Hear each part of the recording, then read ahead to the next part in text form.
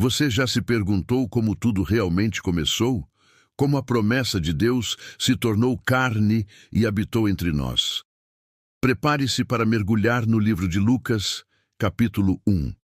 Uma história de anúncios surpreendentes, de fé inabalável e do nascimento que mudou o mundo para sempre. Fique conosco e vamos juntos desvendar os mistérios e a poderosa mensagem que Deus tem para nós, neste primeiro capítulo de Lucas.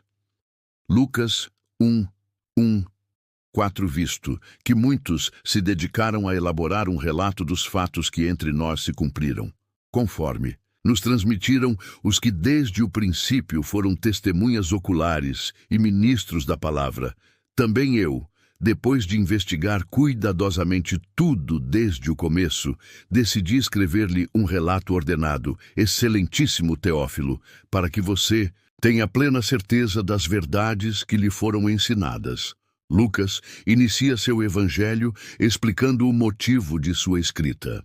Ele reconhece que outros já se esforçaram para registrar os eventos da vida de Jesus, baseando-se nos relatos de testemunhas oculares e ministros da palavra.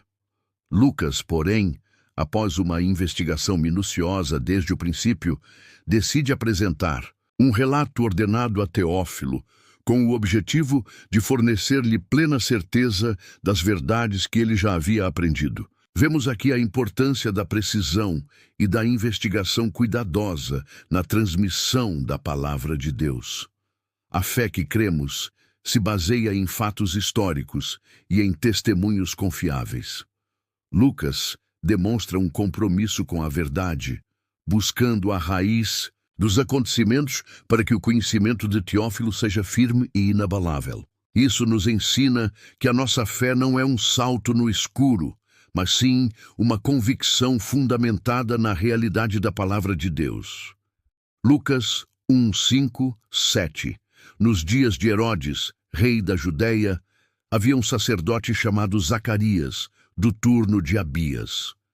Sua mulher era descendente de Arão e se chamava Isabel. Ambos eram justos diante de Deus, vivendo de modo irrepreensível em todos os mandamentos e preceitos do Senhor. Mas não tinham filhos, porque Isabel era estéril e ambos eram avançados em idade. Lucas nos apresenta Zacarias e Isabel, um casal justo e irrepreensível diante de Deus, vivendo em obediência aos mandamentos do Senhor. Apesar de sua retidão, eles enfrentavam a tristeza da esterilidade e a avançada idade, condições que, humanamente falando, tornavam a possibilidade de terem filhos quase nula.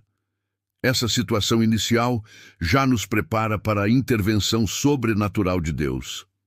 Vemos que muitas vezes as maiores manifestações do poder de Deus ocorrem em meio à impossibilidade humana. A justiça e a obediência de Zacarias e Isabel criaram um ambiente propício para que a graça divina se manifestasse de forma extraordinária. A fé na palavra nos ensina que, mesmo diante de barreiras aparentemente intransponíveis, Deus pode operar milagres. Lucas 1:8-10. Aconteceu que, enquanto Zacarias exercia o sacerdócio diante de Deus, na ordem do seu turno, segundo o costume do sacerdócio, coube-lhe, por sorte, entrar no santuário do Senhor para queimar incenso. Toda a multidão do povo estava orando do lado de fora, na hora do incenso.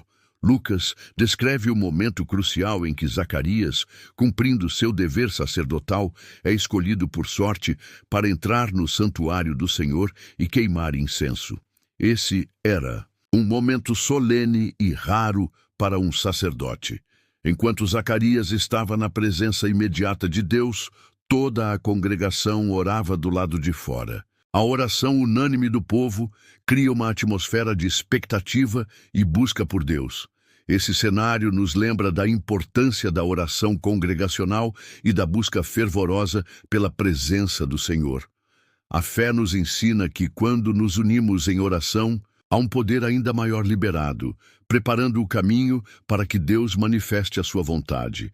Lucas 1:11 17. Então lhe apareceu um anjo do Senhor, em pé, à direita do altar do incenso. Ao vê-lo, Zacarias ficou perturbado, e o temor o dominou. Mas o anjo lhe disse: Não temas, Zacarias, a sua oração foi ouvida. Isabel, sua mulher, lhe dará um filho, e você lhe porá o nome de João. Você terá alegria e regozijo, e muitos se alegrarão com o nascimento dele, pois ele será grande diante do Senhor. Não beberá vinho nem bebida forte, e será cheio do Espírito Santo, ainda no ventre de sua mãe. Ele fará retornar muitos dos filhos de Israel ao Senhor, seu Deus, e irá adiante do Senhor no espírito e poder de Elias, para fazer voltar o coração dos pais aos filhos e os desobedientes à sabedoria dos justos, a fim de preparar para o Senhor um povo bem disposto. A resposta à oração de Zacarias e do povo vem de forma sobrenatural, a aparição de um anjo do Senhor. A reação inicial de Zacarias é de perturbação e temor, algo comum diante de manifestações divinas. No entanto, a mensagem do anjo traz consolo e uma promessa específica. Isabel conceberá um filho, que se chamará João. O anjo detalha a missão especial de João: ser grande diante do Senhor, cheio do Espírito Santo desde o ventre, e preparar o caminho para a vinda do Messias, fazendo o coração do povo se voltar para Deus. Essa passagem enfatiza que Deus ouve as nossas orações e que seus planos muitas vezes excedem a nossa imaginação.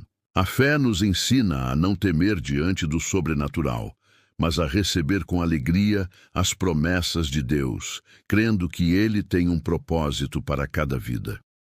Lucas 1:18. 20. Então Zacarias perguntou ao anjo: Como terei certeza disso? Pois eu sou velho, e minha mulher é avançada em idade. O anjo lhe respondeu: Eu sou Gabriel, que assisto diante de Deus, e fui enviado para lhe falar e lhe trazer estas boas notícias. Eis que você ficará mudo, e não poderá falar até o dia em que estas coisas acontecerem, porque você não creu nas minhas palavras, que a seu tempo se cumprirão. A reação de Zacarias à promessa do anjo revela uma luta entre a esperança e a dúvida. Ele questiona como algo tão humanamente impossível poderia acontecer, baseando-se nas circunstâncias naturais. A resposta do anjo, identificando-se como Gabriel, um mensageiro que assiste diante de Deus, reforça a autoridade divina da mensagem. A consequência da incredulidade de Zacarias é a mudez temporária, um sinal para ele e para os outros da importância de crer nas palavras de Deus. Essa passagem nos adverte sobre o perigo da incredulidade e nos lembra que as promessas de Deus se cumprirão no tempo determinado, independentemente das nossas limitações ou dúvidas. A fé genuína se apoia na palavra de Deus, mesmo quando as circunstâncias parecem contradizê-la. Lucas 1:21-25. O povo estava esperando Zacarias e se admirava da sua demora no santuário. Quando saiu, não podia falar com eles. Então perceberam que ele tinha tido uma visão no santuário, e ele fazia sinais para eles e permanecia mudo. Cumpridos os dias do seu ministério, voltou para casa. Depois desses dias, Isabel, sua mulher, concebeu e se ocultou por 5 meses, dizendo: Assim o Senhor fez comigo, nos dias em que se dignou tirar o meu opróbrio entre os homens. A demora inexplicável de Zacarias no santuário e sua incapacidade de falar ao sair geram espanto no povo, que percebe que ele teve uma visão. O silêncio de Zacarias se torna um testemunho mudo da intervenção divina. Após cumprir seus deveres sacerdotais, ele retorna para casa, e então a promessa se cumpre. Isabel concebe. Sua reação de se ocultar por 5 meses demonstra um reconhecimento da obra extraordinária de Deus em sua vida, algo que havia tirado o seu opróbrio ou vergonha social da esterilidade. Essa passagem nos mostra que o tempo de Deus é perfeito e que sua obra se manifesta de maneiras surpreendentes. A fé nos ensina a esperar pacientemente no Senhor, crendo que Ele agirá no momento certo para cumprir seus propósitos. Lucas 1, 26, 38, no sexto mês. O anjo Gabriel foi enviado por Deus a uma cidade da Galileia chamada Nazaré, a uma virgem desposada com um homem que se chamava José, da casa de Davi. E o nome da virgem era Maria. Ao entrar onde ela estava, o anjo disse: "Salve, agraciada, o Senhor está com você." Ela ficou muito perturbada com estas palavras e começou a pensar qual seria o significado desta saudação. Mas o anjo lhe disse: "Não tema, Maria, pois você encontrou graça diante de Deus. Eis que você conceberá e dará à luz um filho, ao qual porá o nome de Jesus. Ele será grande e será chamado Filho do Altíssimo. O Senhor Deus lhe dará o trono de Davi, seu pai, e ele reinará sobre a casa de Jacó para sempre, e o seu reino não terá fim." Então Maria perguntou ao anjo: "Como será isto, pois não conheço o homem?" O anjo lhe respondeu: "O Espírito Santo virá sobre você, e o poder do Altíssimo a envolverá. Por isso também o santo que há de nascer será chamado Filho de Deus. Eis que também Isabel, sua parenta, na sua velhice, concebeu um filho. E este é o sexto mês para aquela que era chamada estéril, porque para Deus não haverá impossíveis." Então Maria disse: "Eis aqui a serva do Senhor, que aconteça comigo conforme a sua palavra." E o anjo se ausentou dela. A narrativa agora se volta para Maria, uma virgem desposada com José. A visita do anjo Gabriel traz uma mensagem ainda mais extraordinária. Ela conceberá e dará à luz o Filho do Altíssimo, Jesus, que reinará para sempre. A reação inicial de Maria é de perturbação e questionamento sobre como isso seria possível, sendo ela virgem. A explicação do anjo revela o poder sobrenatural de Deus. O Espírito Santo a envolverá, e o santo que nascer será chamado Filho de Deus. A menção da gravidez de Isabel, mesmo em sua velhice e esterilidade, serve como um testemunho do fato de que, para Deus, não haverá impossíveis. A resposta de Maria: "Eis aqui a serva do Senhor, que aconteça comigo conforme a sua palavra", demonstra uma fé profunda e uma submissão total à vontade de Deus, mesmo diante do incompreensível. Essa passagem é fundamental para a nossa fé, pois anuncia o cumprimento da promessa messiânica através de um milagre singular. A fé nos ensina a confiar no poder ilimitado de Deus e a nos colocarmos à disposição de seus planos, mesmo que pareçam desafiar a lógica humana. Lucas 1, 26, 38. No sexto mês, o anjo Gabriel foi enviado por Deus a uma cidade da Galileia chamada Nazaré, a uma virgem desposada com um homem que se chamava José, da casa de Davi. E o nome da virgem era Maria. Ao entrar onde ela estava, o anjo disse: "Salve, agraciada, o Senhor está com você." Ela ficou muito perturbada com estas palavras e começou a pensar qual seria o significado desta saudação. Mas o anjo lhe disse: "Não tema, Maria, pois você encontrou graça diante de Deus. Eis que você conceberá e dará à luz um filho, ao qual porá o nome de Jesus. Ele será grande e será chamado Filho do Altíssimo. O Senhor Deus lhe dará o trono de Davi, seu pai, e ele reinará sobre a casa de Jacó para sempre, e o seu reino não terá fim."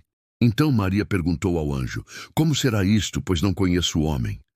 O anjo lhe respondeu: "O Espírito Santo virá sobre você, e o poder do Altíssimo a envolverá. Por isso também o santo que há de nascer será chamado Filho de Deus. Eis que também Isabel, sua parenta, na sua velhice, concebeu um filho. E este é o 6º mês para aquela que era chamada estéril, porque para Deus não haverá impossíveis. Então Maria disse: Eis aqui a serva do Senhor, que aconteça comigo conforme a sua palavra. E o anjo se ausentou dela. A narrativa agora se volta para Maria, uma virgem desposada com José. A visita do anjo Gabriel traz uma mensagem ainda mais extraordinária. Ela conceberá e dará à luz o Filho do Altíssimo, Jesus, que reinará para sempre. A reação inicial de Maria é de perturbação e questionamento sobre como isso seria possível, sendo ela virgem. A explicação do anjo revela o poder sobrenatural de Deus. O Espírito Santo a envolverá, e o santo que nascer será chamado Filho de Deus.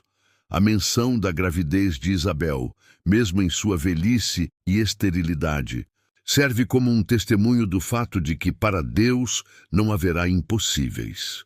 A resposta de Maria: Eis aqui a serva do Senhor, que aconteça comigo conforme a sua palavra, demonstra uma fé profunda e uma submissão total à vontade de Deus, mesmo diante do incompreensível. Essa passagem é fundamental para a nossa fé, pois anuncia o cumprimento da promessa messiânica através de um milagre singular. A fé nos ensina a confiar no poder ilimitado de Deus e a nos colocarmos à disposição de seus planos, mesmo que pareçam desafiar a lógica humana. Lucas 1:39-45. Naqueles dias, Maria se levantou e foi apressadamente às montanhas, a uma cidade de Judá. Entrou na casa de Zacarias e saudou Isabel. Quando Isabel ouviu a saudação de Maria, a criança saltou no seu ventre. E Isabel ficou cheia do Espírito Santo e exclamou em alta voz: Bendita é você entre as mulheres, e bendito é o fruto do seu ventre. De onde me vem esta honra? Que a mãe do meu Senhor venha me visitar. Pois assim que a sua saudação chegou aos meus ouvidos, a criança saltou de alegria no meu ventre. Bem-aventurada aquela que creu que haveria o cumprimento do que lhe foi dito da parte do Senhor. Após o anúncio do anjo, Maria, movida pela fé e talvez pela necessidade de compartilhar sua experiência, visita Isabel. O encontro das duas mulheres grávidas é marcado por uma manifestação poderosa do Espírito Santo. Ao ouvir a saudação de Maria, o bebê João Batista salta de alegria no ventre de Isabel. E Isabel, cheia do Espírito, profetiza, reconhecendo Maria como a mãe do seu Senhor e bendizendo-a por sua fé em crer no cumprimento da palavra de Deus. Esse episódio confirma a veracidade das promessas divinas e a ação do Espírito Santo na vida daqueles que creem. A fé nos ensina a buscar comunhão com outros crentes e a reconhecer as manifestações do Espírito Santo em nossas vidas e nas vidas daqueles ao nosso redor. A fé que crê na palavra de Deus é recompensada com alegria e confirmação. Lucas 1:46-56. Então, Maria disse: A minha alma engrandece ao Senhor, e o meu espírito se alegra em Deus, meu Salvador, porque atentou para a humildade da sua serva, pois eis que desde agora todas as gerações me chamarão bem-aventurada, porque o Poderoso fez grandes coisas em meu favor. Santo é o seu nome. A sua misericórdia vai de geração em geração sobre os que o temem. Ele mostrou a força do seu braço, dispersou os que eram soberbos no pensamento do seu coração, depôs os poderosos dos seus tronos e exaltou os humildes, encheu de bens os famintos e despediu vazios os ricos. Socorreu Israel, seu servo, lembrando-se da sua misericórdia, assim como falou aos nossos pais, a Abraão e à sua descendência, para sempre. Maria ficou cerca de 3 meses com Isabel e depois voltou para casa. O Cântico de Maria, conhecido como Magnificat, é uma poderosa expressão de louvor e gratidão a Deus pela sua obra em sua vida e na história de Israel.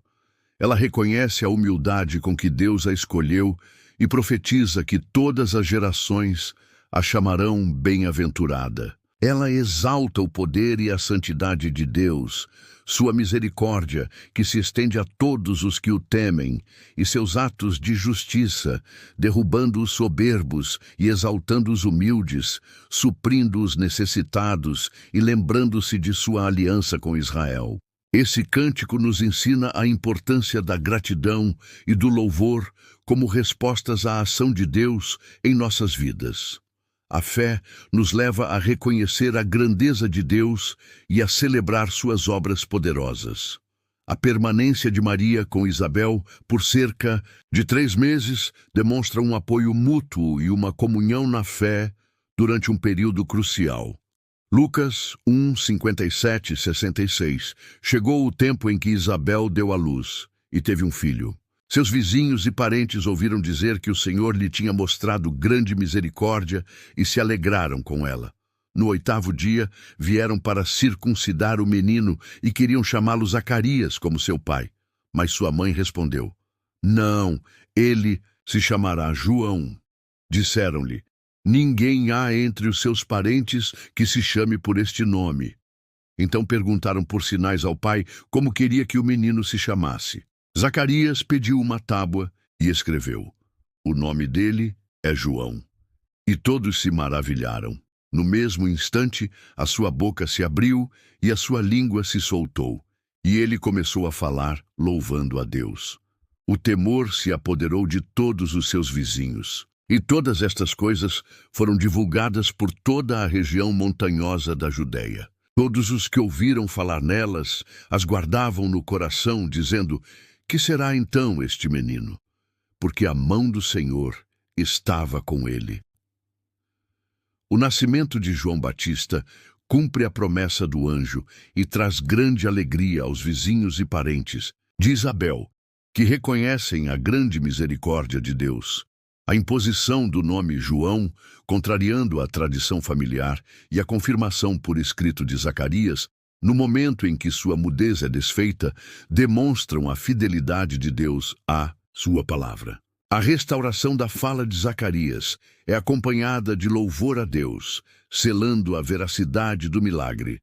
Lucas 1, 67, 79. Então, Zacarias, seu pai, ficou cheio do Espírito Santo e profetizou, dizendo: "Bendito seja o Senhor, Deus de Israel, porque visitou e redimiu o seu povo, e nos levantou um poderoso Salvador na casa de Davi, seu servo, assim como prometeu por boca dos seus santos profetas desde a antiguidade, para nos livrar dos nossos inimigos e da mão de todos os que nos odeiam, para usar de misericórdia com os nossos pais e lembrar-se da sua santa aliança, 2, do juramento que fez a Abraão, nosso pai, de nos conceder que, libertados da mão dos nossos inimigos, o sirvamos sem temor, em santidade e justiça diante dele todos os nossos dias. E você, menino, será chamado profeta do Altíssimo, porque 3 irá adiante do Senhor,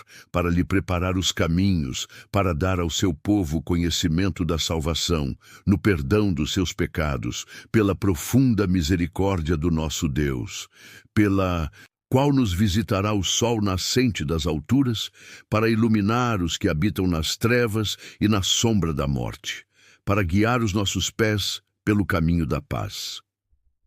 O menino crescia e se fortalecia em espírito, e viveu nos desertos até o dia em que se apresentou publicamente a Israel. Zacarias, cheio do Espírito Santo após o nascimento e a nomeação de João, profetiza sobre o futuro de seu filho e sobre a vinda do Messias. Ele bendiz o Senhor por visitar e redimir o seu povo, levantando um poderoso Salvador na linhagem de Davi, cumprindo as promessas feitas pelos profetas. A profecia detalha a missão de João como precursor do Messias, preparando o caminho para o Senhor, anunciando a salvação através do perdão dos pecados, pela profunda misericórdia de Deus, que enviaria o sol nascente das alturas para iluminar aqueles que estavam em trevas e na sombra da morte, guiando seus pés pelo caminho da paz. Essa passagem culmina com o crescimento e o fortalecimento espiritual de João no deserto, aguardando o momento de sua apresentação pública a Israel. Vemos aqui a perfeita harmonia entre o Antigo e o Novo Testamento, com as promessas de Deus se cumprindo de maneira gloriosa. A fé nos ensina a reconhecer e a celebrar o cumprimento da palavra de Deus em sua totalidade, desde as profecias antigas até a manifestação do Messias e o papel daqueles que foram chamados para preparar o seu caminho. O capítulo 1 de Lucas é um testemunho poderoso do início da realização do plano de salvação de Deus para a humanidade, marcado por anúncios sobrenaturais, fé inabalável e o cumprimento das promessas divinas. O estudo de Lucas, capítulo 1, nos enche de fé. Vimos o braço forte do Senhor agir. Preparem seus corações, pois no próximo estudo desvendaremos juntos as maravilhas de Lucas, capítulo 2. Fiquem ligados no canal Oração do Justo.